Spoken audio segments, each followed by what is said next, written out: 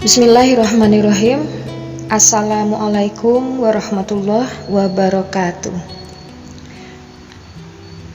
Allahumma sholli ala sayyidina Muhammad wa ala ali sayyidina Muhammad. Sahabat beriman, agar mendapat ampunan dari Allah Subhanahu wa ta'ala, maka kita perlu bertobat dan tidak mengulangi dosa-dosa tersebut. Ternyata ada banyak amalan penghapus dosa yang bisa kita lakukan agar diberi ampunan olehnya. Dan berikut ini ialah 8 amalan penghapus dosa yang mudah dilakukan. Dan kemungkinan amalan ini sudah sering kita lakukan, hanya saja mungkin kita belum tahu fadilahnya. Amalan yang pertama ialah melaksanakan sholat. Dalam buku Keajaiban Sholat, Sedekah dan Silaturahmi oleh Haji Amirullah Syarbini disebutkan bahwa sholat adalah salah satu amalan penghapus dosa, terutama ialah sholat fardu, yang sesuai dengan hadis berikut.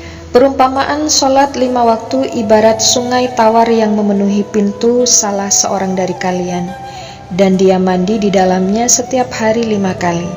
Apakah menurut kalian ia masih tetap kotor? Mereka menjawab, tidak ada lagi kotoran. Rasulullah Shallallahu Alaihi Wasallam lalu bersabda, sesungguhnya sholat 5 waktu menghapus dosa-dosa seperti air yang menghilangkan kotoran. Hadis riwayat Muslim.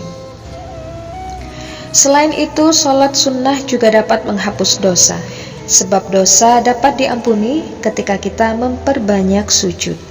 Ini sebagaimana sabda Rasulullah Shallallahu Alaihi Wasallam berikut ini. Sebaiknya engkau memperbanyak sujud atau sholat, karena tidaklah engkau sujud, melainkan Allah akan mengangkat dengan sujud itu 1 derajatmu dan menghapus dengan sujud itu 1 kesalahan. Hadis riwayat Muslim. Amalan yang kedua ialah berwudu. Mungkin sebagian dari kita hanya mengetahui bahwa wudu membersihkan hadas kecil, padahal lebih dari itu, bahwa wudu juga dapat menghapus dosa. Ini sesuai dengan sabda Rasulullah, barang siapa yang berwudu lalu memperbagus wudunya, dosa-dosanya akan keluar dari tubuhnya yang terkena air wudu sampai keluar dari ujung jemarinya. Hadis riwayat Muslim. Amalan yang ketiga ialah bersedekah. Sedekah juga menjadi amalan penghapus dosa. Amalan ini bisa dilakukan oleh siapa saja dan untuk siapa saja, karena sedekah tidak ditentukan batasnya. Dalam hadis riwayat Ibnu Majah, Rasulullah Shallallahu Alaihi Wasallam bersabda, sedekah dapat menghapus dosa-dosa seseorang, ibarat air yang mampu memadamkan api. Amalan yang keempat ialah silaturahmi. Silaturahmi juga menjadi amalan penghapus dosa. Silaturahmi tidak selalu bertamu ke rumah, bahkan bersalaman saat berjumpa pun adalah bentuk dari silaturahmi. Hal ini sesuai dengan sabda Nabi, tidaklah 2 orang muslim bertemu lalu saling bersalaman, kecuali keduanya diampuni dosanya sebelum keduanya berpisah. Hadis riwayat Ibnu Daud. Dan amalan yang kelima ialah istighfar. Salah satu bentuk tobat kita kepada Allah adalah mengucap istighfar, yaitu Astaghfirullahaladzim, yang berarti aku memohon ampun kepada Allah yang Maha Agung. Seperti firman Allah dalam Quran surah Al-Anfal ayat 33. Tetapi Allah tidak akan menghukum mereka selama engkau Muhammad berada di antara mereka, dan tidaklah pula Allah akan menghukum mereka sedang mereka masih memohon ampunan.